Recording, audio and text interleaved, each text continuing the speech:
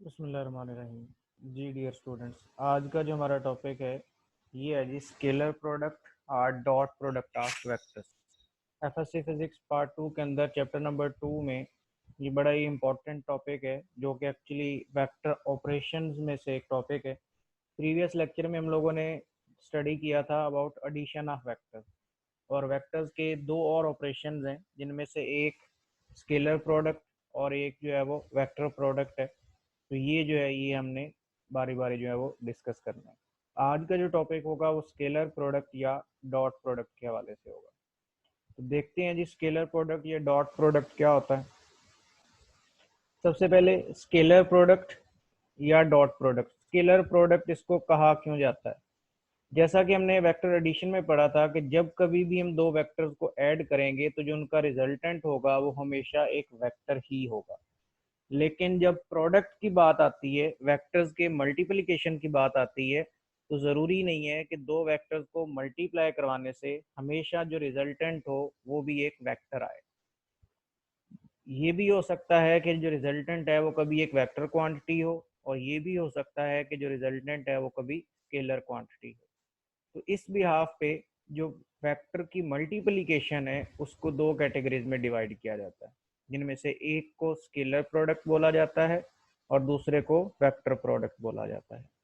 तो scalar product, जैसा कि आप लोगों को आइडिया हो गया होगा कि स्केलर प्रोडक्ट को अगर हम डिफाइन करें तो इसकी जो डेफिनेशन होती है वो ये है कि अगर हम दो वेक्टर्स को मल्टीप्लाई करें और एज अ रिजल्ट एक नई क्वांटिटी जो बने वो स्केलर हो, तो ये जो प्रोडक्ट ऑफ वेक्टर होगा इसको बोला जाएगा scalar product. If product of two vectors result as a scalar quantity, then product of vectors is called scalar product और डॉट प्रोडक्ट। दोबारा मैं रिकॉल कर देता हूँ कि जब कभी भी दो वेक्टर्स को मल्टीप्लाई करें और एज अ रिजल्ट जो नई क्वांटिटी बन रही है अगर वो स्केलर क्वांटिटी हो, तो हम ये कहेंगे कि ये जो वेक्टर्स की मल्टीप्लिकेशन थी ये स्केलर प्रोडक्ट थी या ये डॉट प्रोडक्ट थी। लेट्स से अगर हमारे पास दो वेक्टर्स हैं, एक वेक्टर ए है और एक वेक्टर बी है, और हमें इनका स्केलर प्रोडक्ट लिखना हो अभी कि स्केलर प्रोडक्ट कैसे लिखा जाएगा, तो उसको जो हम लिखते हैं वो ए डॉट बी लिखते हैं। स्केलर प्रोडक्ट के लिए जिन दो वेक्टर्स को मल्टीप्लाई करवा रहे होते हैं उनके दरमियान डॉट का साइन लगाया जाता है। इसी वजह से इस प्रोडक्ट का जो दूसरा नाम है वो डॉट प्रोडक्ट भी है, और वो इस रिप्रेजेंटेशन की वजह से है क्योंकि दोनों वेक्टर्स जिनको मल्टीप्लाई करवा रहे हैं उनके दरमियान डॉट का साइन आ रहा है। ये लेफ्ट साइड है, और अगर राइट साइड देखी जाए तो राइट साइड बनती है ए बी कॉस थीटा। ये ए बी कॉस थीटा कैसे बनती है ये अभी हम देखते हैं लेटर ऑन। लेकिन अगर इस फॉर्म में दो वेक्टर्स को लिखा गया हो तो आपको ये क्लियर हो जाना चाहिए कि ये जो वेक्टर्स की मल्टीप्लिकेशन हो रही है ये रिप्रेजेंट कर रही है कि जो वेक्टर्स का रिजल्टेंट है वो एक स्केलर क्वांटिटी बन रहा है, और ये जो मल्टीप्लिकेशन ऑफ वेक्टर है ये क्या है, ये स्केलर प्रोडक्ट या डॉट प्रोडक्ट है। इसी को एग्जाम्पल के फॉर्म में हम लिखते हैं। आप लोगों ने जूनियर क्लासेस में पढ़ा हुआ है कि जो वर्क है that is force into distance या डिस्प्लेसमेंट। उस वक्त हम डिस्टेंस बोल देते हैं, समटाइम डिस्प्लेसमेंट बोल देते हैं, इतना इसके बारे में क्रिटिकल नहीं होते। लेकिन अब हम वेक्टर्स पढ़ रहे हैं, और वेक्टर्स में हमें ये क्लियर होना चाहिए कि राइट साइड पे जो क्वांटिटीज आ रही हैं वो कौन सी हैं और जो लेफ्ट साइड पे आ रही हैं वो कौन सी हैं। तो यहाँ से आप देख सकते हैं कि जो लेफ्ट साइड है, लेफ्ट साइड पे वर्क है, डब्ल्यू लिखा हुआ है उसको सिंपल, और राइट साइड पे फोर्स, फिर उसके दरमियान डॉट और फिर डिस्प्लेसमेंट है। और जो एक और नोटिसेबल चीज है वो ये है कि फोर्स के ऊपर भी मैंने एरो साइन लगाया हुआ है और डिस्प्लेसमेंट के ऊपर भी मैंने एरो साइन लगाया हुआ है। अब इसका मतलब क्या है, इसका मतलब ये है कि जो फोर्स है ये भी वेक्टर है और जो डिस्प्लेसमेंट है वो भी वेक्टर है। लेकिन अगर आप लेफ्ट साइड पे देखें तो वर्क के ऊपर जो है वो कोई एरो साइन नहीं है, तो इसका मतलब ये है कि जो वर्क है वो स्केलर क्वांटिटी है। ये रिप्रेजेंटेशन पॉइंट ऑफ व्यू से हम लोग पहले भी डिस्कस कर चुके हुए हैं। और डॉट ये शो कर रहा है कि इन दोनों वेक्टर्स को मल्टीप्लाई करने से जो नई क्वांटिटी बनेगी वो स्केलर क्वांटिटी होगी। इस वजह से हम समटाइम्स ये भी वर्क को डिफाइन करते हैं कि scalar product of force and displacement vector that is called work. इसी तरह एक और एग्जांपल है, ये है जी power is equal to F dot V. ये आप लोगों ने शायद डेरिवेशन जो है वो अभी तक ना डिस्कस की हो, लेकिन ये हमारे पास नेक्स्ट लेक्चर में हमने डिस्कस करनी है चैप्टर नंबर 3 के अंदर जाके। कि फोर्स और वेलोसिटी का जो स्केलर प्रोडक्ट होता है वो पावर के इक्वल होता है। पावर वही रेट ऑफ डूइंग वर्क, ये वही पावर है, ये नहीं समझना कि ये कोई नई पावर आ गई जो कि वेक्टर्स के फॉर्म में लिखी जा रही है। एक्चुअली ये दो वेक्टर्स के स्केलर प्रोडक्ट के नतीजे में आ रही है, तो ये एफ डॉट वी है। अब हम ये आते हैं इसकी फिजिकल इंटरप्रिटेशन की तरफ। लेट से हमारे पास दो वेक्टर्स हैं, एक वेक्टर ए और एक वेक्टर बी है, तो इन दोनों का हमने डॉट प्रोडक्ट लेना है। तो लेफ्ट साइड पे तो हम क्या करेंगे, इन वेक्टर्स को लिखेंगे और उनके दरमियान डॉट साइन लगा देंगे। राइट साइड को हम कैसे लिखेंगे? राइट साइड को जो लिखने के तरीके हैं वो एक दो मुख्तलिफ मेथड है, वो हम देखेंगे। पहला ये है कि आप ये लिख सकते हैं कि magnitude of vector A into projection of B on A. एक तो लिखने का तरीका ये है। अब ये क्या चीज होती है प्रोजेक्शन ऑफ बी ऑन ए, इसको हम समझते हैं जरा। इसको इस डायग्राम से देखेंगे। लेट से जिन दो वेक्टर्स को मल्टीप्लाई करवा रहे हैं उनमें से एक वेक्टर ये रेड लाइन से शो हो रहा है जो कि वेक्टर बी है, और दूसरा जो वो वेक्टर है वो वेक्टर ए है, और इन दोनों की टेल्स आपस में ज्वाइन कर रही हैं और उनके दरमियान जो एंगल है वो एंगल थीटा के इक्वल है। हम अगर इन दोनों वेक्टर्स का हमने प्रोडक्ट करवाना है, डॉट प्रोडक्ट करवाना है, तो उसके लिए हम क्या करेंगे कि जो वेक्टर ए होगा उसकी मैग्नीट्यूड लिख लेंगे, और जो वेक्टर बी होगा उसका हम प्रोजेक्शन ड्रॉ करेंगे ए के ऊपर। अब ये वेक्टर बी है हमारे पास, इसका वेक्टर ए के ऊपर हमने ये डॉटेड लाइन के साथ जो है वो प्रोजेक्शन ड्रॉ किया। प्रोजेक्शन का मतलब है कि यहाँ से हमने एक परपेंडिकुलर ड्रॉ किया है जो कि वेक्टर ए के ऊपर लाई कर रहा है, ये वाला। अब ये जो प्रोजेक्शन होगा, ये प्रोजेक्शन एक्चुअली किसकी इक्वल है? ये एक्चुअली बी वेक्टर का एक कंपोनेंट है। और ये कौन सा कंपोनेंट है? ये आपके पास बी साइन थीटा कंपोनेंट है। और ये जो कंपोनेंट है यहाँ से लेकर यहाँ तक, ये बी कॉस थीटा कंपोनेंट है। ये रेजोल्यूशन ऑफ वेक्टर से आया है, ये आप लोग प्रीवियस लेक्चर्स में देख लें कि ये कैसे हम ड्रॉ करते हैं। इसी वजह से इसको यहाँ पे ये लिख दिया है कि magnitude of vector A into B cos of theta. B cos of theta यहाँ से आपको नजर आ रहा होगा, क्योंकि ये बी का कंपोनेंट है जो कि अलोंग ए है।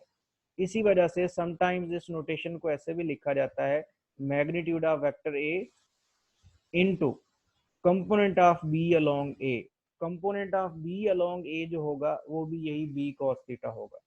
तो जब हम इनको मल्टीप्लाई करेंगे तो आप देख सकते हैं यहाँ से कि हम इसको लिख सकते हैं ए बी कॉस थीटा। और यही हमने यहाँ पे पढ़ा था कि जो ए डॉट बी है वो किसकी इक्वल आता है? वो ए बी कॉस थीटा की इक्वल आता है। ये थी जी एक तरह से रिप्रेजेंटेशन। अब दूसरी रिप्रेजेंटेशन की तरफ हम आते हैं कि लेट से हम ए डॉट बी नहीं बी डॉट ए लेना चाह रहे हैं। अब अगर बी डॉट ए लेंगे तो पहले हम लिखेंगे मैग्नीट्यूड ऑफ वेक्टर बी, और फिर हम लिखेंगे projection of A on B. अब ए का प्रोजेक्शन जो है वो बी के ऊपर ड्रॉ करना है। अब जैसा कि आप देख सकते हैं कि ए जो है वो अलोंग द हॉरिजॉन्टल है। अब इसका प्रोजेक्शन बी के ऊपर कैसे ड्रॉ करेंगे? तो याद रखें कि जिस वेक्टर के ऊपर आप प्रोजेक्शन ड्रॉ कर रहे होंगे, जो फाइनल वेक्टर होगा, वहां पे वो जो प्रोजेक्शन होगा वो 90 का एंगल बना रहा होगा। यहाँ पे ये वाला जो एंगल है ये 90 का होना चाहिए। यहाँ पे कोई डिस्टिंक्शन नहीं है कि ये एंगल कितना हो, लेकिन जिस वेक्टर के ऊपर जाके वो एक तरह से टर्मिनेट हो रहा होगा वहां पे उसका जो एंगल है वो 90 होना चाहिए। तो इस तरह करके अब वेक्टर ए का जो है वो वेक्टर बी के ऊपर जो है वो प्रोजेक्शन ड्रॉ हो जाता है। और अगर ये प्रोजेक्शन ड्रॉ हो जाता है तो अब ये वाला जो कंपोनेंट होगा ये क्या होगा? ये ए कॉस थीटा होगा, और ये जो होगा ये वेक्टर ए हो जाएगा, और ये जो है ये ए साइन थीटा हो जाएगा। अब ये कैसे पता चलता है? ये हम लोग ज्योमेट्रिकली देख लेते हैं कि ये एंगल थीटा है, थीटा के सामने वाली साइड जो है वो आपके पास परपेंडिकुलर होती है। ये 90 है, 90 के सामने वाली साइड ये हाइपोटेन्यूज है। तो अगर ये परपेंडिकुलर है, ये हाइपोटेन्यूज है, तो ये बेस है। और जो बेस के साथ कंपोनेंट होता है आपको पता है वो ए कॉस थीटा के साथ आता है। तो इस तरह हम ये लिख सकते हैं कि जो बी डॉट ए है that is equal to B into A cos theta, और उसका जो प्रोडक्ट है वो क्या आ गया? वो बी ए कॉस थीटा आ गया।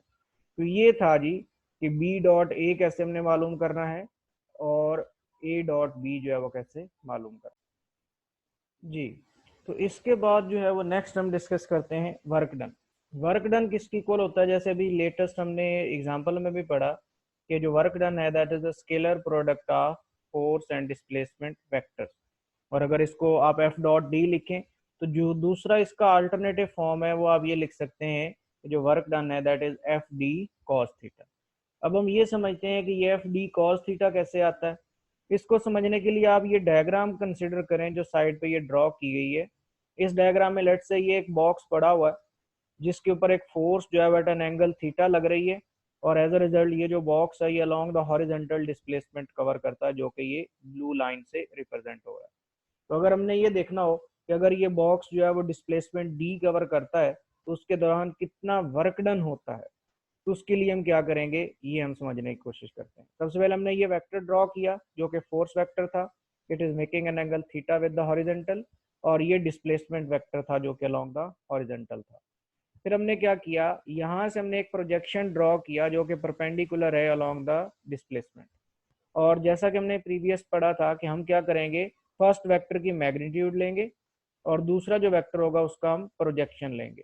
तो हमने क्या किया, हमने फोर्स वेक्टर का प्रोजेक्शन यहाँ पे ले लिया। और अगर फोर्स वेक्टर के प्रोजेक्शन की बात करेंगे तो जो ये वाला प्रोजेक्शन है ये एक्चुअली परपेंडिकुलर है, इसकी वजह से वर्क डन नहीं होगा। वर्क डन उस वक्त होगा जब फोर्स और डिस्प्लेसमेंट एक ही डायरेक्शन में एक्ट कर रहे होंगे। जो डिस्प्लेसमेंट है वो अलोंग द हॉरिजॉन्टल है इस डायरेक्शन में, तो जो फोर्स का कंपोनेंट जो इस डायरेक्शन में लग रहा होगा उसकी वजह से वर्क डन होगा, और वो कौन सा है, वो एफ कॉस थीटा है।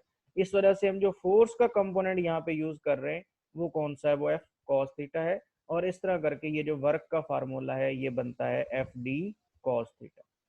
तो यहाँ तक जो है वो एक फेज था ये स्केलर प्रोडक्ट का, स्केलर प्रोडक्ट ऑफ वेक्टर्स क्या है। इसके बाद सेकंड फेज है और वो है जी करेक्टरिस्टिक्स। एग्जाम में जब ये क्वेश्चन आता है तो उसके साथ पहले ये डिफाइन का कहा जाता है और डिफाइन के बाद करेक्टरिस्टिक्स ऑफ स्केलर प्रोडक्ट जो है उनको एक्सप्लेन करने को कहा जाता है। तो अब बारी बारी जो है हम करेक्टरिस्टिक्स देखते हैं। सबसे पहली करेक्टरिस्टिक जो है वो है जी कम्यूटेटिव। इसका क्या मतलब है कि जो वेक्टर स्केलर प्रोडक्ट होता है वो कम्यूटेटिव होता है। कम्यूटेटिव होने का मतलब क्या है कि जो a डॉट बी है it is equal to b dot a dot B जो है that is equal to b dot a। इसका मतलब ये है कि ये जो वेक्टर है वो क्या है, जो स्केलर प्रोडक्ट है वो कम्यूटेटिव इन नेचर है। a dot B is equal to b dot a, जो कि ये आपको लिखा हुआ नजर आ रहा है। अब a डॉट बी क्या होता है, जैसा कि आप लोग पहले पढ़ चुके हैं, a dot B is equal to A B cos theta, और अगर b डॉट a होगा तो वो बी ए कॉस थीटा बन जाएगा।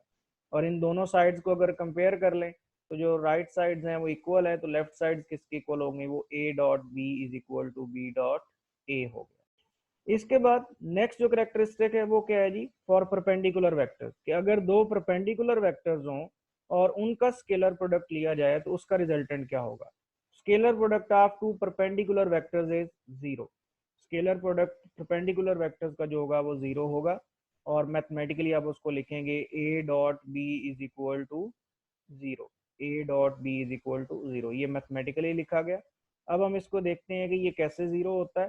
सबसे पहले हम कंसिडर करते हैं कि जो a और b दो वेक्टर्स हैं जो कि एक दूसरे के परपेंडिकुलर हैं। लेट्स से यहाँ पे मैं ड्रॉ कर देता हूँ परपेंडिकुलर वेक्टर्स, कि लेट्स से ये एक वेक्टर a है और जो दूसरा b वेक्टर है वो इसके परपेंडिकुलर है ऐसे।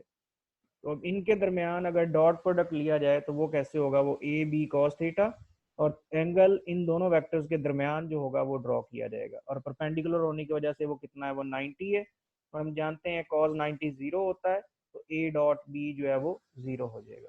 तो ये दूसरी प्रॉपर्टी है कि scalar product of two perpendicular vectors is zero, या dot product of two perpendicular vectors is zero. अब जब वेक्टर हम लिखते हैं तो हमें वेक्टर में यूनिट वेक्टर्स को भी डिसाइड करना होता है। यूनिट वेक्टर्स कौन से होते हैं, आई जे के यूनिट वेक्टर्स होते हैं, ये आपको पता है। और आई जो है वो along the x axis unit vector होता है, जे जो है वो अलोंग द वाई एक्सिस होता है, और जो के है वो अलोंग द जी एक्सिस होता है। और ये तीनों क्या होते हैं, एक दूसरे के परपेंडिकुलर होते हैं। तो आई डॉट जे जो होगा वो भी जीरो होगा, जो डे डॉट के होगा वो भी जीरो होगा, और जो के डॉट आई है वो भी जीरो होगा, क्योंकि आई जे और के जो होते हैं ये म्यूचुअली क्या होते हैं, ये परपेंडिकुलर होते हैं। तो इस तरह करके I dot J, J dot के डॉट आई, ये क्या हो जाएंगे, ये सारे जीरो हो जाएंगे। इवन कोई भी कॉम्बिनेशन इनका हो, के डॉट जे हो, जे डॉट के हो, आई डॉट जे हो, जे डॉट आई हो, ये सारे जो है कॉम्बिनेशन जीरो होते हैं। इसके बाद नेक्स्ट जो है पैरेलल वेक्टर्स के लिए। अब पैरेलल वेक्टर्स के लिए क्या होता है, पैरेलल वेक्टर्स कौन से होते हैं, जो एक ही डायरेक्शन में होते हैं। तो जो पैरेलल वेक्टर्स होते हैं उनका जो प्रोडक्ट होता है, जो स्केलर प्रोडक्ट होगा वो क्या होगा, वो प्रोडक्ट ऑफ देयर मैग्नीट्यूड्स के इक्वल होगा। जितने इनकी मैग्नीट्यूड्स का प्रोडक्ट होगा वो उसके इक्वल होगा।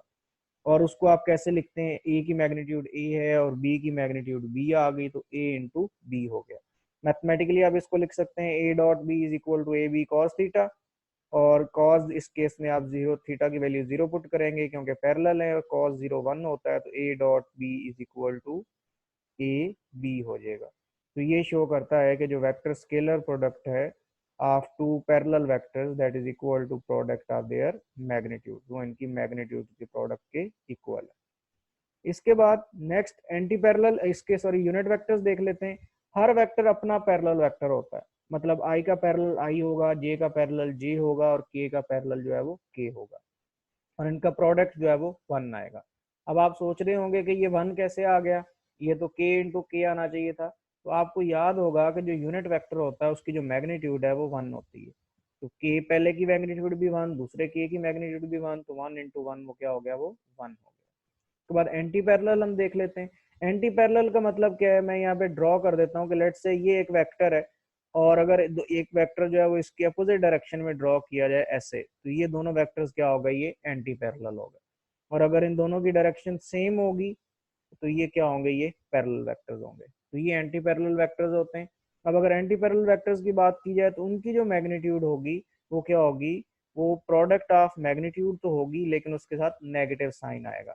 नेगेटिव साइन कैसे, मतलब उसको आप ये लिखेंगे A dot B is equal to minus A into B, इसको ऐसे लिखा जाएगा। ऐसा क्यों लिखते हैं, ये हम इसको मैथमेटिकली जब एक्सपेंड करते हैं तो तब देखते हैं। कॉज पुट करेंगे अगेन 180 आएगा, और कॉज 180 माइनस वन होता है, तो जो ए डॉट बी है वो कॉज 180 की वजह से माइनस वन आया और नेगेटिव को स्टार्ट में लिख लिया, तो ये माइनस ए डॉट बी आ गया। तो इस तरह करके ये चार करेक्टरिस्टिक्स हो गई।